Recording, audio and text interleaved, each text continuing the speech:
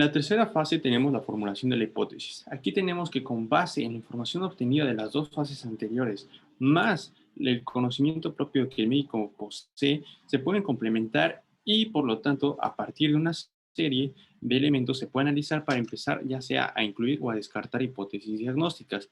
A su vez, el hecho de elaborar resúmenes detallando los puntos más importantes de las hipótesis diagnósticas también puede ser de gran utilidad, así como el tercer paso, que es justamente el hecho de jerarquizar síntomas y signos. De esta forma nos permitirá relacionar aquellos que tengan más probabilidad de ser acordes a alguna de las hipótesis diagnósticas que tenemos y empezar a encontrar similitudes, ¿no?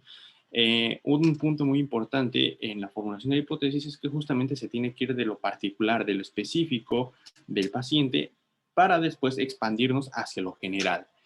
Aquí algo que hay que recalcar es justamente que siempre hay que pensar en lo más frecuente, en lo más común, en lo que más se da en nuestra sociedad, pero nunca dejar de lado la parte de lo raro, la parte de lo extraño. ¿Ok?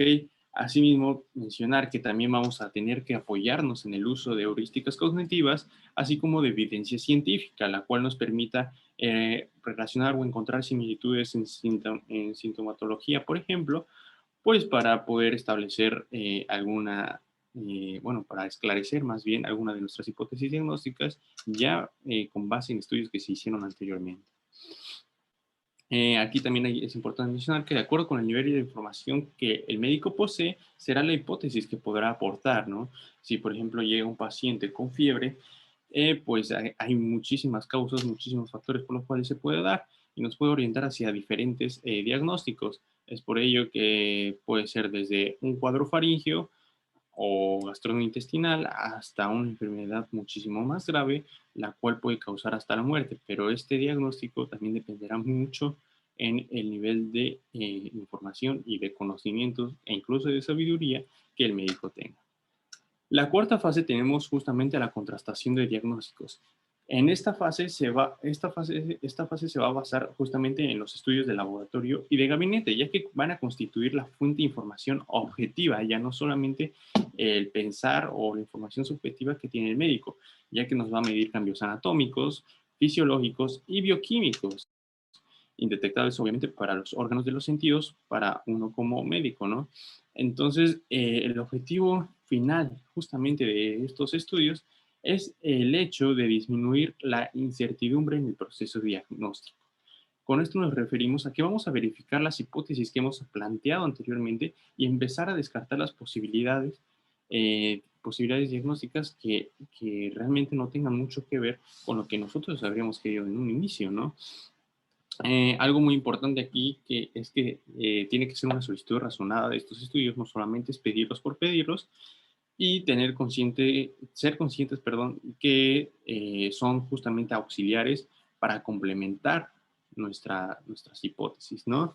Es muy importante no solamente pedirlas, sino también interpretar los resultados en función de las variables de la normalidad, de los rangos que se consideran adecuados, normales, establecidos por instituciones sanitarias de alto nivel. También se debe conocer para esto la sensibilidad y la especificidad. La sensibilidad es la capacidad para detectar los pacientes que están enfermos y la especificidad la capacidad de una prueba para identificar a los sujetos que están sanos. Eh, También vamos a tener la quinta y última fase, la cual es la del diagnóstico definitivo. Aquí tenemos que en medicina podemos tener muchísimas posibilidades acerca de un paciente o de las enfermedades que pueden aquejar a alguno de nuestros pacientes. Es por ello que conforme a los elementos obtenidos previamente, es decir, interrogatorio, exploración física, estudios de laboratorio y gabinete, si son pertinentes, podemos establecer por fin nuestra hipótesis diagnóstica y poderlos ajustar. Estos ajustes van a depender muchísimo de otros factores, como lo pueden ser los propios estudios de laboratorio y de gabinete, la evolución del paciente, cómo se va desarrollando a lo largo del tiempo y asimismo las condiciones sociales en las que se desenvuelve el paciente, ¿no? Su entorno. Aquí es importante mencionar que con un buen interrogatorio se puede llegar hasta el 60% de los diagnósticos. Se menciona que hasta un 85% con la exploración física y con un 95% incluso con diferentes técnicas que el médico puede realizar Eh, entonces, realmente, si nos damos cuenta, con unas buenas preguntas, porque no solamente es preguntar por preguntar, es saber cómo hacerlas, podemos prácticamente tener más de la mitad del diagnóstico, desde lo principal, desde lo más básico. Entonces, a partir de aquí vamos a tener que la importancia de encontrar un diagnóstico definitivo con certeza es el hecho de que vamos a permitir un tratamiento al paciente siempre en su beneficio, nunca perjudiciándolo. Siempre tiene que ser el adecuado. Para ello tenemos que tener un diagnóstico adecuado. Si tenemos un tratamiento, si queremos un tratamiento adecuado, el diagnóstico debe ser de la misma forma. También vamos a tener que justamente se nos olvida a veces que es un proceso integral en el que se deben considerar todos los aspectos del individuo y no únicamente a un paciente con un padecimiento. Es por ello que se sigue un proceso. El interrogatorio sí nos va a generar una primera hipótesis que complementado justamente esta parte de la exploración física que nos va a dar el 80% ya sumadas las dos, nos va a permitir tener una hipótesis diagnóstica 2.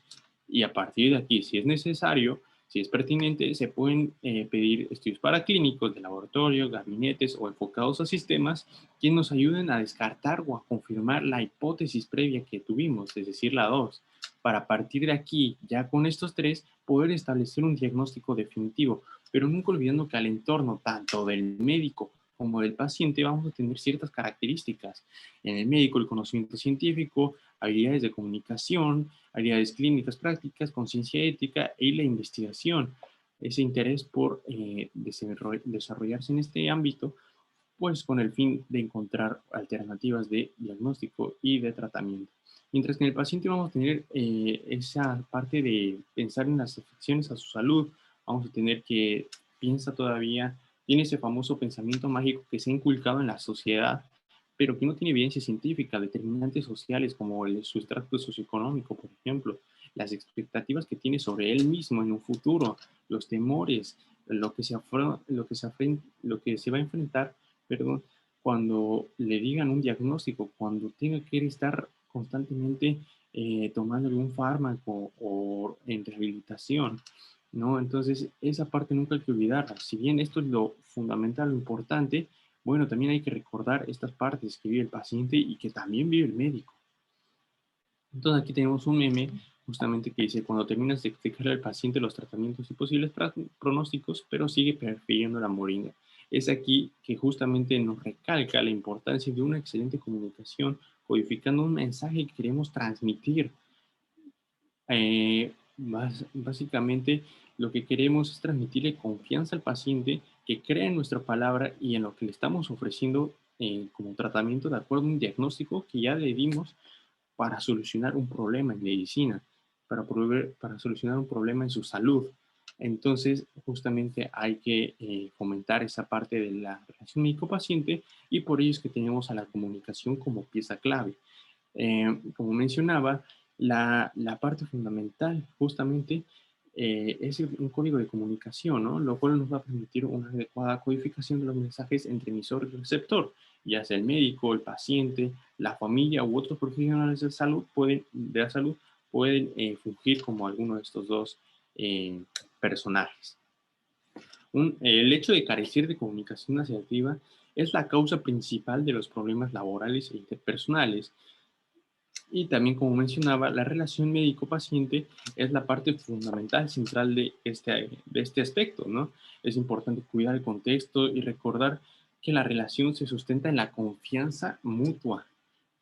Entonces, de todos los participantes, principalmente de los pacientes hacia nosotros como sus médicos, ¿no? Y que va a recibir en nuestra palabra, sí, pero también en nuestras expresiones no verbales, en nuestro lenguaje corporal. Es por ello que es importante saber manejar todo esto. Y como cuarto punto tenemos el ruido, ¿no? Que básicamente es el factor que nos va a alterar la comunicación y puede distorsionarla o transformarla por completo, dando a entender un mensaje que realmente nosotros no queríamos dar.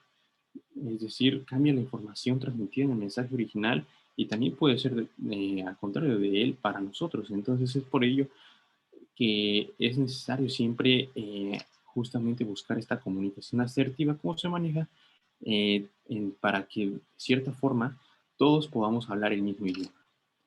Finalmente, como conclusiones, tenemos que el hecho de identificar un problema en medicina y cómo se identifica también o cómo se caracteriza es el paso inicial para proponer una alternativa de solución, ¿no? Resulta vital para la atención del paciente en medicina, en sus tres esferas, en la biológica, en la psicológica y en la social, como nos lo marca la OMS. La comunicación también es fundamental. No solamente es el aspecto técnico de los conocimientos, también radica en tener una comunicación y habilidades interpersonales que favorezcan la relación médico-paciente y de esta manera permitirnos abordar al paciente de una manera integral. Finalmente, decir que es de gran utilidad contar con un guía, como lo es el método clínico, que nos pueda brindar los puntos clave, que nos puntualice los momentos clave de la atención médica, aun cuando el método se debe adaptar a las circunstancias del paciente, a su riesgo vital y el contexto de atención. Bueno, esto sería todo. Muchísimas gracias por su atención. Esperemos les haya gustado y hayan aprendido un poquito más. Cualquier duda pueden preguntarnos y mandándonos mensajito a nuestro número de celular. Y se despide de ustedes Luis Figueroa y Jimena Albor. Nos vemos, Tlacuache Babies.